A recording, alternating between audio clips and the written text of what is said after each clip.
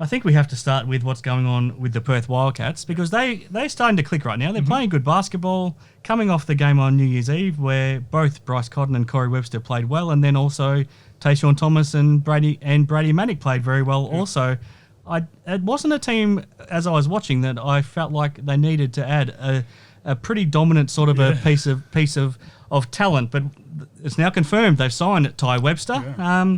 Before I offer some of my thoughts, what was your reaction when you found out that it wasn't just a rumour, it was actually going to happen? Well, yeah, originally I kind of just didn't even give it a piece of mind because I thought it was just something that, someone mentioned and maybe the Websters wanted to play together again, which, wouldn't surprise me at all. And then all of a sudden, I think it was 24 hours later, it was official. And look, it's one of those things, and really said it in a comment, if you've got a local with that kind of a talent, then you want to go after it. But I don't know how well he fits in the squad. I think probably going to be taking away minutes from Norto and shots away from Bryce. I think is probably the other big thing. That's three fairly ball-dominant players. And look, I think the Cats have been clicking. I think if they were going to add someone, they probably needed another big.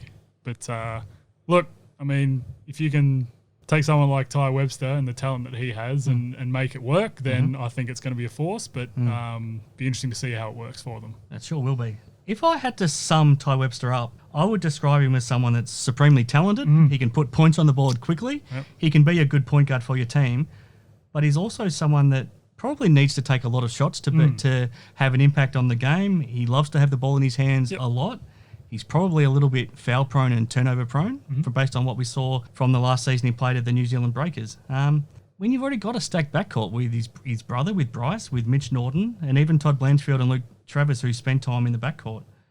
Yeah, I struggle to see how he fits. Yeah, I'm not quite sure either. So it's going to be interesting to see how they go when he does play. I mean, look, when he was playing with New Zealand, he was, that couple years younger, and he's probably learnt a bit since then. And I think, especially with this team, he's got to be that less ball dominant. He has no option. You've got a 3-time MVP in Bryce Cotton that will say otherwise. And so, look, I think it could work if they can figure it out properly, because we've seen Bryce try to put the team on his back for a whole game, and it's just not quite worked. He's had massive halves throughout the season, but kind of fallen away late, or he's been very quiet in the first half and then just exploded in the second.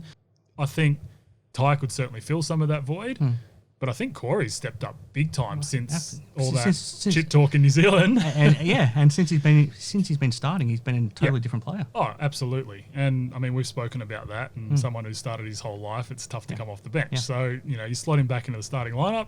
He's been unbelievable, and it hasn't taken away from Bryce at all. No. Whereas you throw Tai in there as well. I mean, we saw what happened in New Zealand. Tai and Corey would take 25 shots each, and there wasn't a whole lot of other shots to go around. In saying that, I think he's crafty. He's a crafty guy. He's a crafty guard. And I think if he can figure out how to play with those other guys around him quick, I think he will be an asset.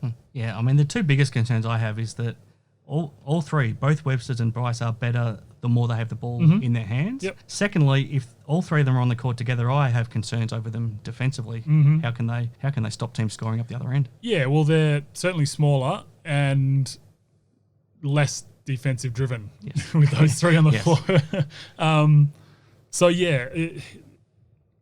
it's intriguing to see if really we'll play them all together, or if I'd assume Tai will be coming off the bench. But they won't be the best defensive unit in the league. They'll certainly be able to score with you. Yes, but they certainly. I don't think they'll be able to stop a whole lot of teams. How much of a lineup do you think we'll see Thomas, Manick, Websters and Cotton? How much of that 5-man lineup do you think we'll see?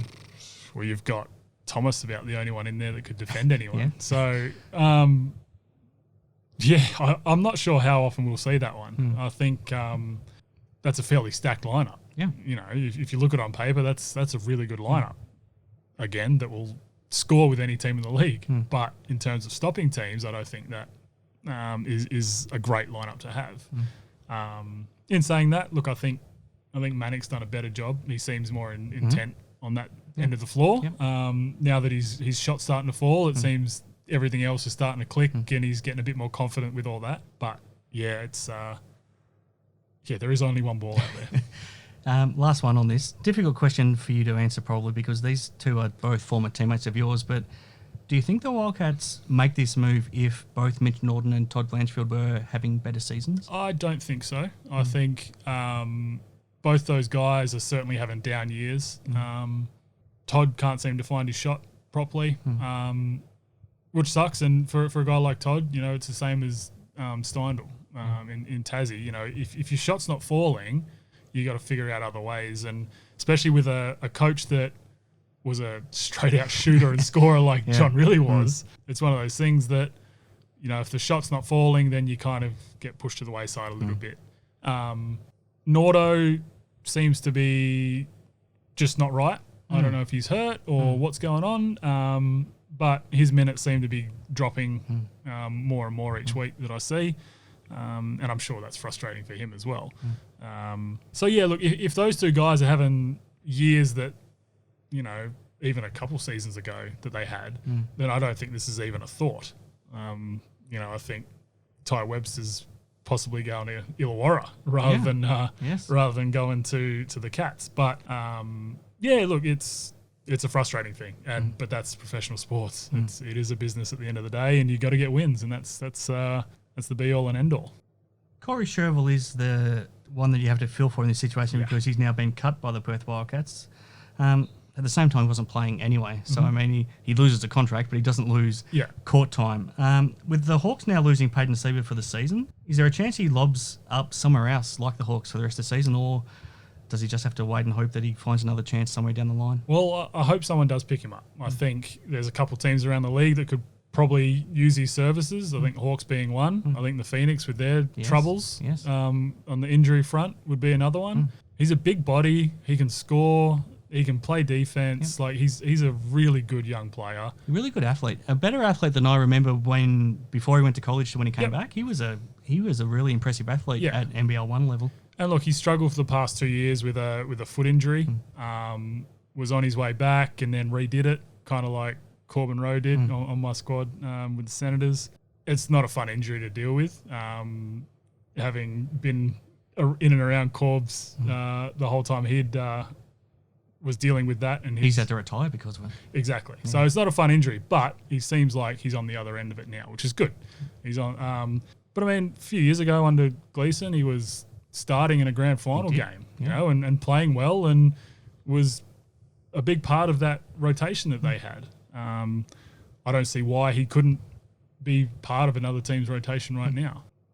Yeah, look, it's a frustrating thing, but someone had to be that guy, and I guess with Corey not playing for 2 years and then only just coming back, I think he suited up for one game. Was that it? Yeah. It sucks, but again, it's sport, man. It's a frustrating thing.